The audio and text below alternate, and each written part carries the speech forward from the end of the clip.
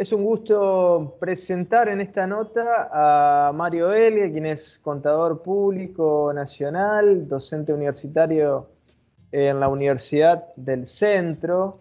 Fue presidente del Instituto Nacional de Asociativismo y Economía Social de la República Argentina a principios de los 2000. También trabajó en el IPAC, que es un instituto también de asociativismo de la provincia de Buenos Aires, muy importante, y es autor de numerosos libros sobre el tema. Realmente libros no los he leído personalmente, pero por los comentarios de amigos y que he podido recabar realmente son muy interesantes. Y qué importante la reflexión sobre la historia de las cooperativas y las mutuales en la República Argentina, ¿no? Y para eso lo hemos convocado a Mario. Mario, ¿cómo estás?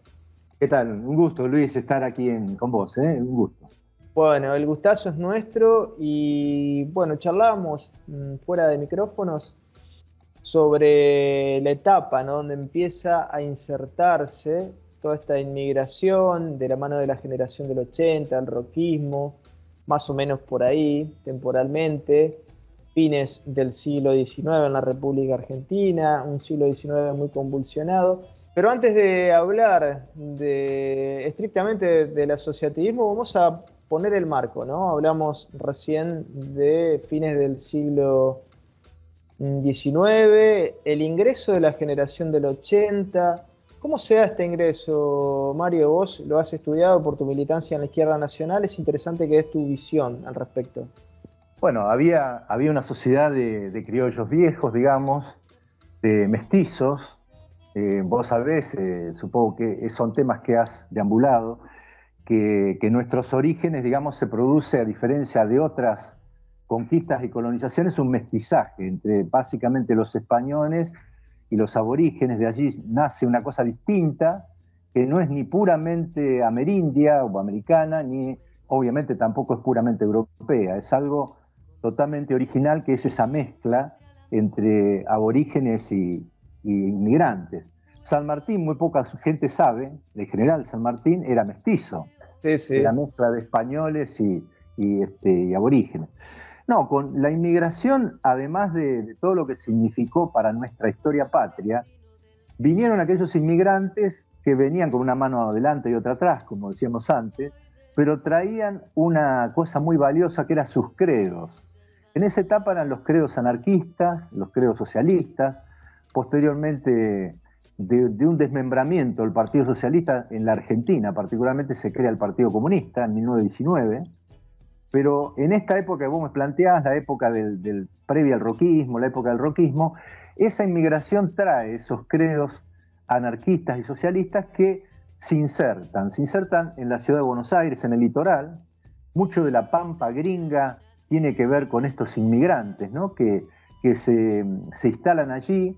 Algunos logran al poco tiempo tener pequeñas propiedades, que generalmente eran arrendatarios, otros eran peones.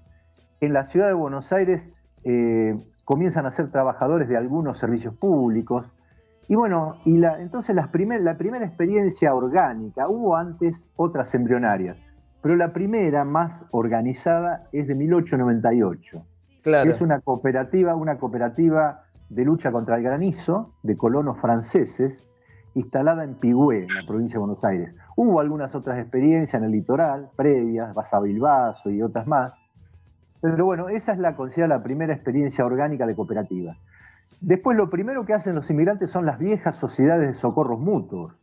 Vos recorres todos los pueblos, supongo que por allá por tu zona también, Sí, y te sí. encontrás con un cine, yo me acuerdo haber ido a Almafuerte, en Córdoba, a dar una charla, y el cine había sido creado por los inmigrantes.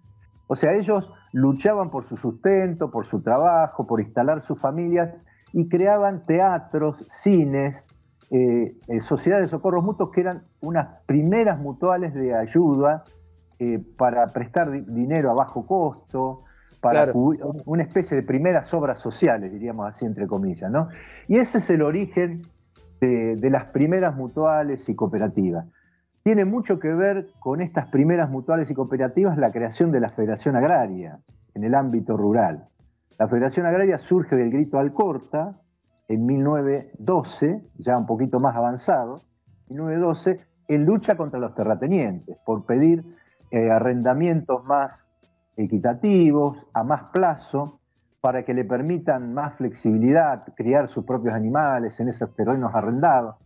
Esa primera Federación Agraria es el agrupamiento de pequeños y medianos productores. Y ahí ya se comienza a ver un atisbo de nacionalización, porque esa Federación Agraria comienza a mezclar esos pensamientos anarquistas y socialistas con algunos pensamientos del irigoyenismo.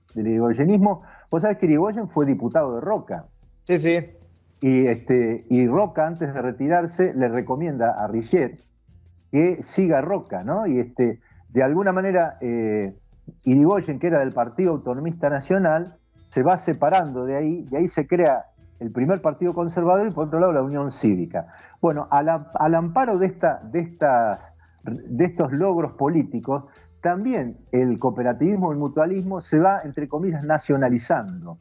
Primero se va acercando al radicalismo. El radicalismo tiene mucho que ver también con, sobre todo el radicalismo cordobés de Sabatini, tiene mucho que ver con estos planteos de la cuestión cooperativa y mutual. Incluso hasta las primeras experiencias troquistas tiene que ver un poco más adelante también el Partido Laborista, por ejemplo, entre su programa. El Partido Laborista fue el partido que utilizó Perón. Entre su programa planteaba el tema de la creación de cooperativas de consumo y de cooperativas que todavía no se llamaban de trabajo. Así que este movimiento que surge de la izquierda, que uno podría, con lenguaje del 70, uno podría decir que era la izquierda no nacionalizada, nosotros decíamos la izquierda cipaya en la izquierda nacional, poco a poco ese movimiento va embebiéndose de realidad, se vincula al primer irigoyenismo, y después en el peronismo también. Perón crea en la CGT, crea la primera asociación de cooperativas de trabajo. Ahora, Mario, perdón que te interrumpa. Ya me fui lejos, ¿no? Me fui lejos. Te interrumpo para hacer una pequeña acotación. Y estamos hablando de un Estado-nación muy joven, Argentina, y recién mencionábamos a la generación del 80. Es una generación donde recién se estaba delineando la Argentina, ¿no? La Argentina, claro, institucionalmente como la conocemos hoy, ¿no? Claro. Y de alguna manera Roca, que es la continuidad de algunos de los Patriotas de Mayo también, pone en el Estado un acento fundamental, porque nosotros, a diferencia de las revoluciones europeas, incluso la inglesa, la norteamericana, acá no había una clase empresaria madura, no había una burguesía nacional madura. Entonces, claro, si bien es discutido el llamado, yo creo que era originario, el plan de operaciones de la grande obra de la libertad y la independencia de Mariano Moreno, que aparentemente fue redactado entre Moreno y Belgrano. Claro. Claro, ahora se dice que eso no era genuino porque no se encontró nunca el original. Pero hay trabajos muy concienzudos de Puigros, de Ramos, de mucha gente, de historiadores de la izquierda nacional, que hablan de que eso fue genuino. ¿Por qué te hago referencia a esto? Porque Roca también comprende que esa inexistencia de una estructura empresaria fuerte hace que el Estado tenga que tomar el protagonismo. Entonces, él apunta a separar, por ejemplo, el Estado de las estructuras eclesiásticas, que era el registro civil. Eso es una creación de Roca. Sí. La federalización de la ciudad de Buenos Aires. Hay un debate histórico entre Irigoyen y su tío Leandro N. Alem en cuanto a si había que federalizar o no la ciudad de Buenos Aires. Y bueno, y la visión de Roca, un punto de vista visionario de Roca de conquistar la soberanía territorial en la llamada campaña del desierto, en la cual se le ganan 20.000 leguas al desierto. Y bueno, ahí hubo que luchar. Culturalmente siempre Roca no fue de los preferidos. Nosotros hablábamos en algún momento de la línea, se hablaba de la línea federalismo, Irigoyen y Perón, y Roca quedaba medio en la nebulosa. Pero yo creo que Roca está en el hilo de esta historia nacional, ¿no? Bueno, por ejemplo, si hablamos de la modernidad, no nos vayamos tanto del asociativismo, pero digo, ya que estás mencionando el tema de Roca, la creación del ejército, o la modernización del ejército que impulsa Riccieri, con la escuela prusiana, bueno, de allí nacen Mosconi, Sabio, Perón. No, Claro. es una concepción de la defensa nacional donde tiene que estar articulado todo, la cultura, las artes, la economía y por supuesto las fuerzas armadas en función de la nacionalidad, ¿no? De la protección de la soberanía, de la proyección de un Estado, ¿no? Y me parece que esto de la inmigración que vos mencionabas respecto al vínculo con con el asociativismo, con las mutuales, las cooperativas, también está anclado con esta idea de progresividad, ¿no? Una inmigración que va a hacer sus aportes, no desmereciendo lo que ya estaba, a la población que ya estaba aquí en Argentina, pero sí haciendo sus aportes que se canalizaron, por ejemplo, a través del asociativismo, Mario. No, claro, y tanto en el irigoyenismo como después, si uno avanza más en los tiempos, incluso dentro de Forja, de la fuerza conducida en su momento por Jaureche, Telepiani, que venía del tronco radical, había allí un lúcido pensador que era Jorge del Río, que es uno de los integrantes de Forja que promueve, y que incluso en el segundo plan quinquenal hay todo un capítulo destinado al cooperativismo, y destinado a la visión que tenía Perón. Perón le llamaba a su visión económica de la economía social, pero no la economía social como se concibe ahora de las cooperativas mutuales, sino que él decía que toda la economía era social y que de alguna manera era una economía mixta en la cual había un Estado que no solo regulaba, sino que también era productor directo. Bueno, ahí tenés fabricaciones militares, es decir, gran parte de la primera industria pesada que los desarrollistas en su momento no entendieron que Perón no podía ir más rápidamente y siempre criticó el frondicismo, que Perón desperdició la oportunidad de crear una industria pesada más sólida. Bueno, primero Perón consolidó la industria liviana, integró socialmente al interior. Ahí hay un artículo memorable de Ramos, de cómo la anterior sirvienta, que venía, la sirvienta como se decía entonces, las chicas que trabajaban en el servicio doméstico, que venían de las provincias del interior, cómo se transforman en obreras industriales, ¿no? Y hay una parte que Ramos dice, no se podría concebir al peronismo sin esas morochas de pómulos indiados que de golpe eran rubias. Parece una cosa liviana esto, pero significaba la transformación de esa sociedad precapitalista, un tanto patriarcal, en una sociedad más industrial, de integración social. Ya que lo mencionás, Mario, la misma crítica se le hace a Irigoyen y a Roca también, ¿no? Tal cual. ¿Por qué no hicieron, por qué no fueron más allá? ¿Por qué no vemos todos los rasgos modernizantes de esas políticas? Claro, ¿no? Claro, por ahí hay dos errores, me parece. Hay gente que se queda, estas visiones de algunos jóvenes que después se enfrentaron a Perón, no me quiero ir del tema, pero que creyeron que el peronismo era centralmente la asistencia de la Fundación Eva Perón, un poco el asistencialismo que Perón también hizo. Pero dejaron de lado que eso iba de la mano del profundo crecimiento del desarrollo industrial, de la integración social, y al amparo de todas estas cosas que vamos charlando, el irigoyenismo, Forja como nexo entre el radicalismo irigoyenista y el peronismo, ahí también está naciendo la izquierda nacional, ¿no? Transformando lo que eran troquistas también antinacionales en una izquierda nacional que comprende en profundidad el fenómeno nacional. Al amparo de todo eso va creciendo la economía social.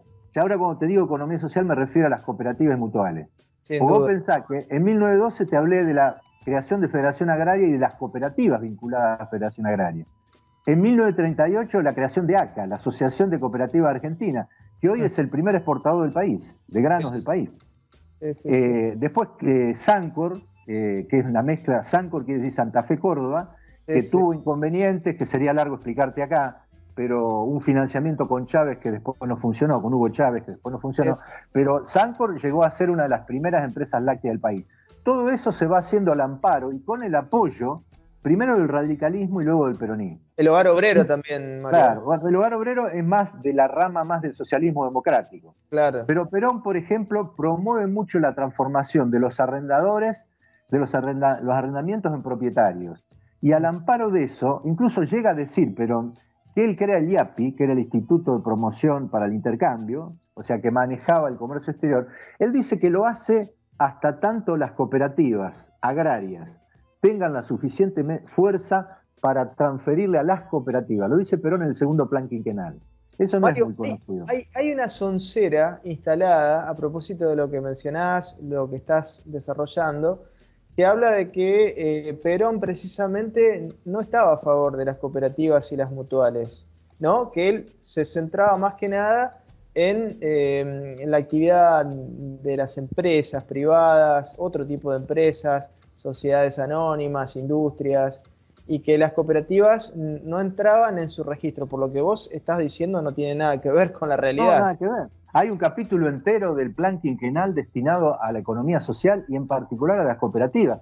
Y Perón le aconseja incluso a los gremios crear paralelamente al gremio cooperativas y mutuales por un lado.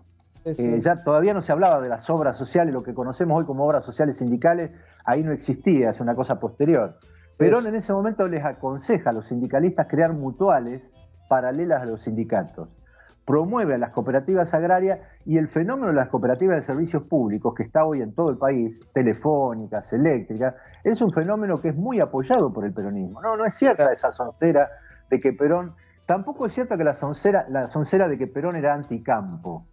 Perón utilizó una coyuntura favorable después de la Segunda Guerra, del 39 al 45, bueno, tenemos la guerra, nosotros éramos acreedores de Inglaterra, lo utiliza para hacerse de los ferrocarriles y aparte para promover el desarrollo industrial.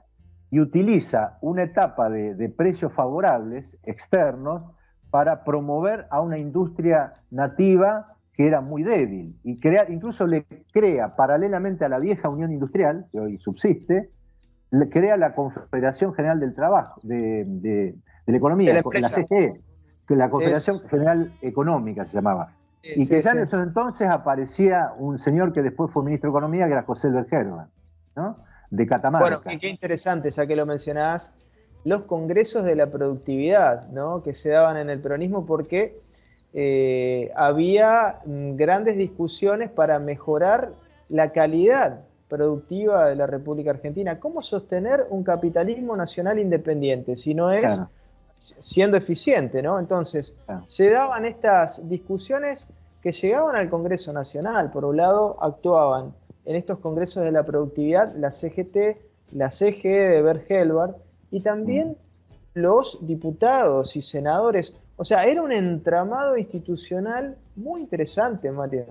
Yo creo que era muy interesante. Era muy interesante y precisamente vos fijate que Perón le da tanta importancia a la economía social que, como te reitero, pensaba en que manejara prácticamente el comercio exterior, pensaba que manejara los servicios públicos de distribución de todas las ciudades. Claro. Y en realidad, también en el campo, luego de la crisis de la sequía del año 51-52, Perón da un vuelco ahí, empieza a darle más importancia al agro. Y vos fíjate que en las cooperativas agrarias hasta les cedía los galpones ferroviarios de las estaciones para que las cooperativas pudieran tener ahí sus acopios. Así que no, lejos de la realidad esta visión. Pero bueno, no se ha escrito genuinamente esta historia. Claro. Y de alguna manera la economía social quedó siempre vinculada a la izquierda, digamos, antinacional.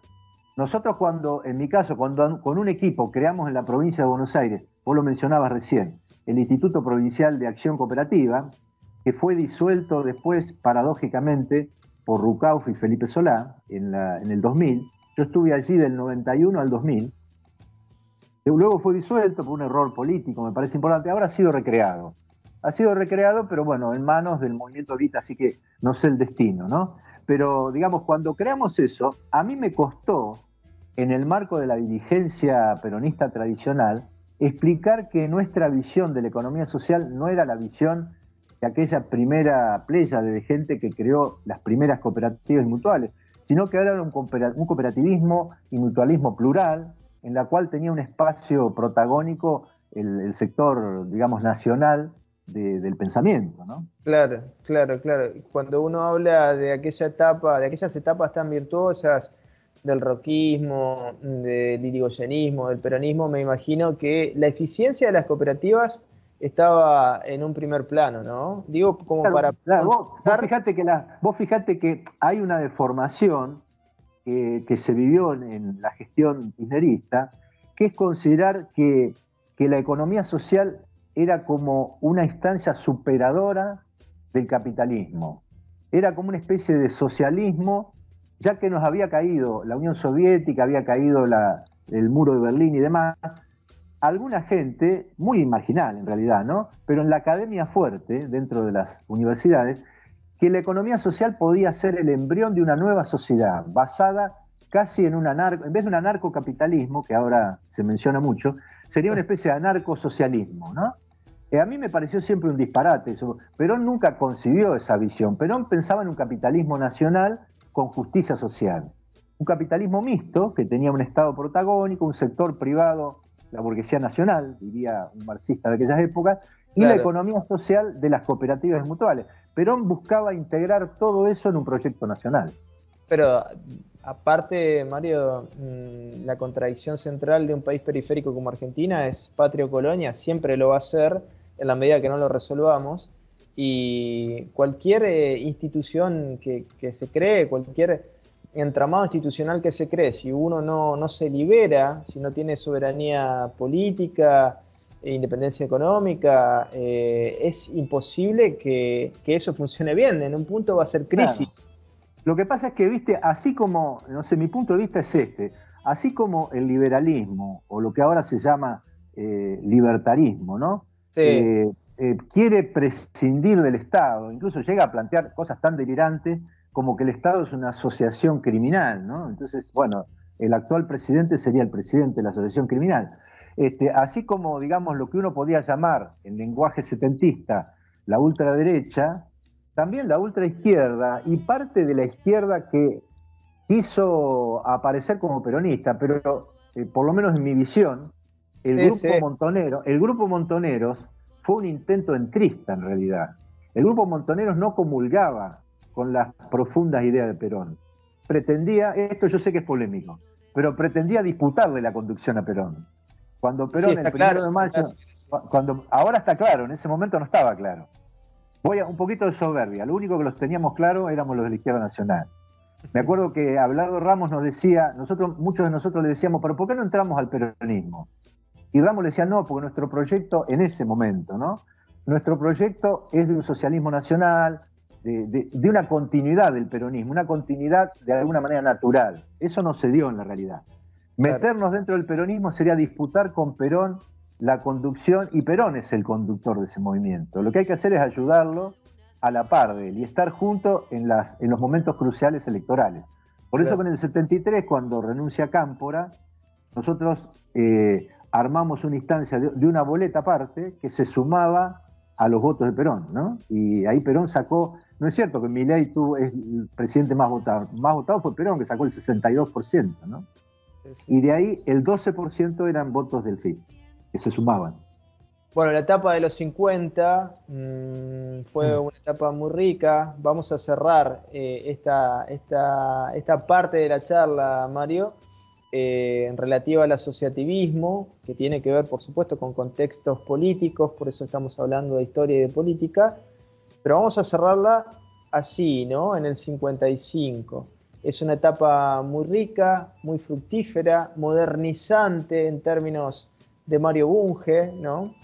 Es un país que va hacia adelante en líneas Claro. generales, con blancos y negros, grises. Por supuesto que uno puede criticar cada etapa, encontrar yerros, encontrar bueno, cuestiones superadoras, pero es una etapa realmente muy positiva en términos sociales, económicos, culturales.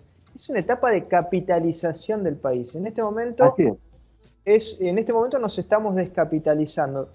Es un proceso que sin duda tiene que ver con condicionamientos internacionales, con la salida de la Segunda Guerra, pero lo vamos a dejar para otro momento a ese ¿Cómo no? tema. ¿Cómo no? La Bueno, verdad, un gusto enorme poder charlar contigo estos temas. El asociativismo es un tema fundamental en la economía de un país como Argentina particularmente, así que te agradecemos tus conceptos, esta generosidad de compartir tus conocimientos y la seguimos en cualquier momento. Bueno, ha sido un gusto para mí encontrar un interlocutor, que no es fácil en esta época poder no exponer como si fuera una clase monocorde, sino tener un diálogo rico. Bueno, Mario, un gustazo, que estés bien. Un gusto, un gusto.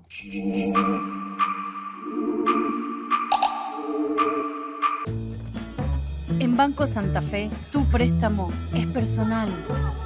Te damos hasta 8 millones de pesos para que hagas lo que quieras.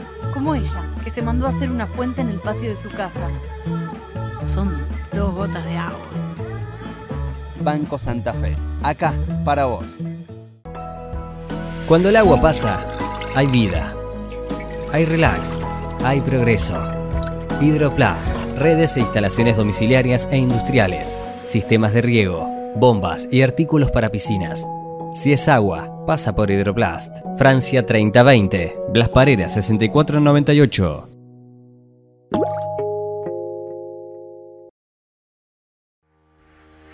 Consejo Municipal de Santa Fe, 150 años. El consejo de todas las voces.